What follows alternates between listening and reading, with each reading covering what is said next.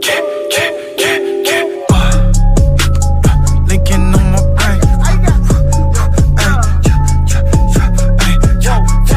okay, yeah, okay, okay, okay. Linking on my brain. I got linking on my brain. Whoa. Assalamualaikum warahmatullahi wabarakatuh. Perkenalkan, nama saya Aldian Nuri Widianto. Dengan latar belakang seorang mahasiswa jurusan Manajemen Sumber Daya Manusia semester 5 di sebuah universitas ternama yang berada di kota Tangerang Selatan, yaitu Universitas Pamulang. Pada kesempatan kali ini, saya akan membahas sebuah materi mengenai PPh Pasal 26. PPh Pasal 26 merupakan pajak penghasilan yang dipotong dari badan usaha apapun di Indonesia yang melakukan transaksi pembayaran berupa gaji, bunga, dividen, royalti, dan sejenisnya kepada wajib pajak luar negeri. Atas pengenaan pajak kepada wajib pajak luar negeri dibedakan menjadi dua golongan, yaitu wajib pajak luar negeri yang melakukan usaha atau kegiatan di Indonesia melalui bentuk usaha tetap, dan wajib pajak luar negeri yang memperoleh penghasilan dari Indonesia tanpa melalui BUT atau bentuk usaha tetap. Pasal 26 Undang-Undang PPh ini hanya melakukan pemotongan atas penghasilan yang bersumber dari Indonesia yang diterima oleh wajib pajak luar negeri tanpa melalui BUT atau bentuk usaha tetap. Pelaksanaan kewajiban perpajakan ini biasanya dilakukan dengan cara pemotongan oleh pihak yang membayarkan penghasilan kepada wajib pajak luar negeri tersebut. Pemotong dari PPh Pasal 26 ini adalah badan pemerintah, subjek pajak dalam negeri, penyelenggara kegiatan, bentuk usaha tetap, atau perwakilan perusahaan luar negeri lainnya. Tarif PPh Pasal 26 ini dibedakan atas 3 bagian, yaitu PPh yang dipotong sebesar 20% dari bruto, PPh yang dipotong sebesar 20% dari perkiraan penghasilan neto, dan objek PPh yang dipotong sebesar 20% dari penghasilan kena pajak setelah dikurangi pajak, atau yang biasa kita sebut dengan branch profit tax.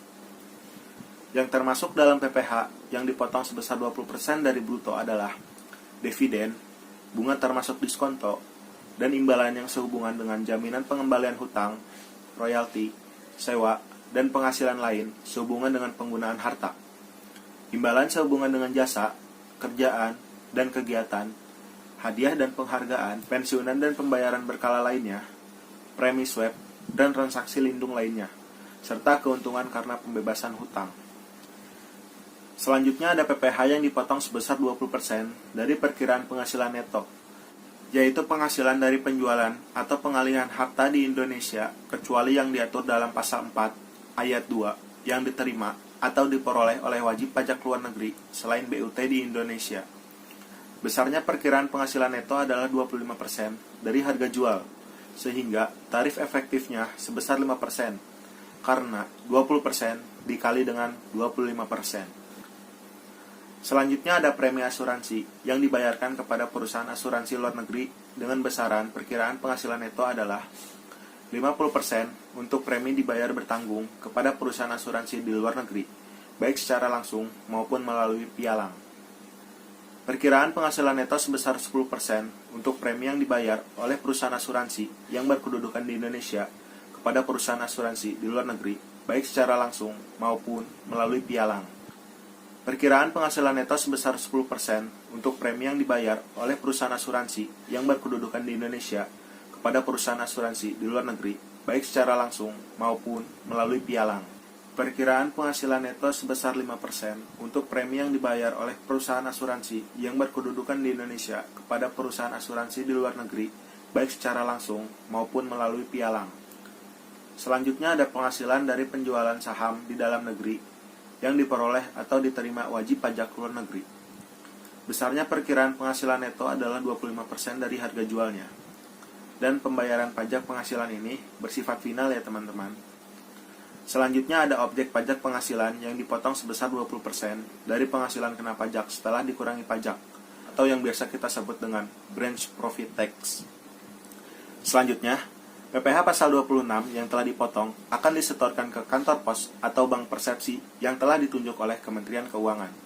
Lalu, untuk pemotong PPh Pasal 26, wajib melaporkan SPT masanya setiap bulan, paling lambat tanggal 20 bulan berikutnya. Nah, teman-teman, itulah materi mengenai PPh pasal 26 yang dapat saya sampaikan dan yang saya ketahui.